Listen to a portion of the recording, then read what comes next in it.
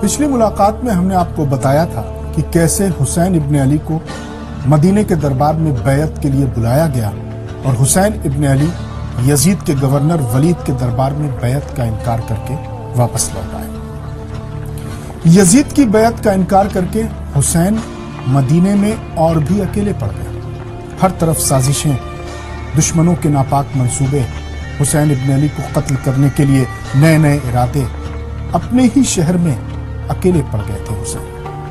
مدینے کے حالات بدتر ہو رہے تھے، مدینے میں رہنا مشکل ہو رہا تھا، چاروں طرف سے سازشوں کے جال بچھائے جا رہے تھے۔ ایسے میں آخرکار امام حسین نے مدینہ چھوڑنے کا ارادہ کر لیا۔ رات کے وقت حسین نے اپنے نانا کی مزار، ماں کی لحد اور بھائی کی قبر پر جا کر حاضری دی اور مدینہ چھوڑنے کے درد بیان کیے۔ سارے شہر میں اداسی چھائی ہوئی تھی۔ گھر گھر میں چرچا تھا کہ پیغمبر کے نواسے حسین ابن علی مدینہ چھوڑ کر جا رہے ہیں۔ سامان سفر تیار ہونے لگے۔ لوگ چھپ چھپ کر حسین ابن علی سے ملنے آنے لگے اور انہیں دیکھ کر رونے لگے۔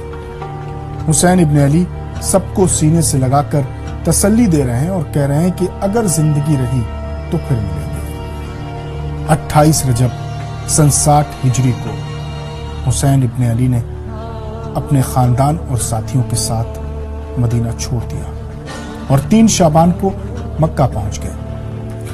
ادھر بیعت سے انکار کی خبر اڑتے اڑتے عراق کے شہر کوفہ پہنچی تو کوفے کے تمام بڑے لوگ جمع ہوئے اور طے کیا کہ حسین کو کوفہ آنے کی دعوت دی جائے۔ کوفے کے لوگ بھی یزید کی حکومت کی بے جا زیادتیوں سے اوب چکے تھے۔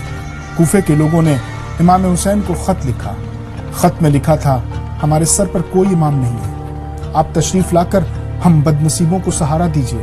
اگر آپ آ گئے تو ہم پوری طرح اپنی وفاداری کا ثبوت دیں گے، آپ کے لیے ہم اپنی جانیں قربان کر دیں گے۔ خدا را جلدی کریں ورنہ آپ کے نانا کے دین کا نام و نشان مٹ جائے گا۔ آپ کے علاوہ اس وقت ہمارا کوئی ہمدرد نظر نہیں آتا، جلد سے جلد تشریف لائیں، ہم آپ کے منتظر ہیں۔ یہ خط مکہ بھیجا گیا۔ اس خط پر کوفے کی تمام بڑی شخصیتوں کی دستخط تھی۔ اس خط کے بعد امام حسین کے پاس خطوں کا تانتا لگ گیا۔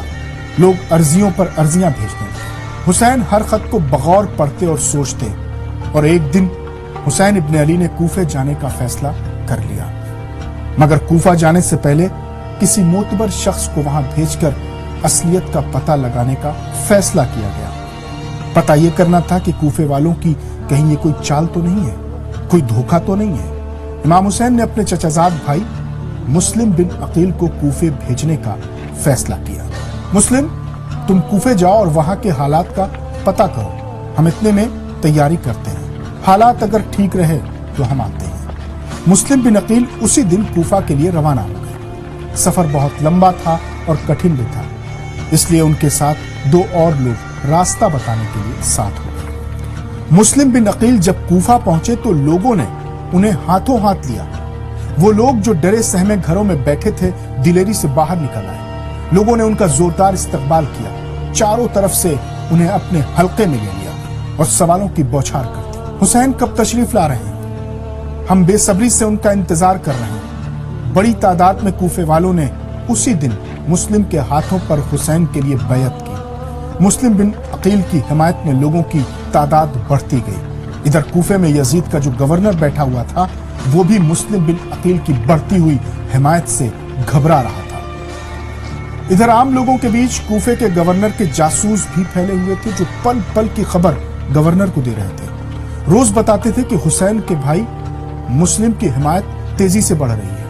ایسا لگ رہا ہے کہ جیسے حکومت کے خلاف کوفے میں انقلاب آیا ہوا ہے۔ مسلم بن عقیل نے کوفے کے حالات دیکھ کر امام حسین کو ایک خط لکھا اور تیز گھوڑ سوار کے ہاتھوں مکہ پر روانہ کیا۔ اس خط میں لکھا تھا، جتنی بھی جلدی ہو سکے آپ کوفہ تشریف لائیے، لوگ آپ کے منتظر ہیں، ہر طرح کی قربانی دینے کو تیار ہیں۔ مسلم بن عقیل کا پیغام ملتے ہی حسین نے کوفہ جانے کا فیصلہ کر لیا۔ کچھ لوگوں نے ہچکچاہٹ ظاہر کی اور کہا کہ کوفے مت جائیے، کوفے والوں کا کوئی اعتبار نہیں، کب بدل جائیں، کب اپنے وعدے سے مکر جائیں۔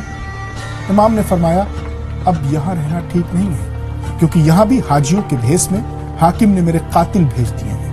وہ میرے قتل کے منصوبے لیے آستینوں کو الٹے ہوئے موقع تلاش رہے ہیں۔ اگر ایسا ہوا تو میرے ساتھی بھی میرا ساتھ دیں گے، اور میں نہیں چاہتا کہ مکے کی پاک سرزمین پر خون خرابہ ہو، اس لیے میرا یہاں سے نکلنا ہی ٹھیک رہے گا۔ حج کو صرف 2 دن باقی تھے۔ حسین نے حج کو عمرے میں تبدیل کیا اور محمد کے نواسے نے عین حج کے موقع پر اللہ کا گھر چھوڑ دیا۔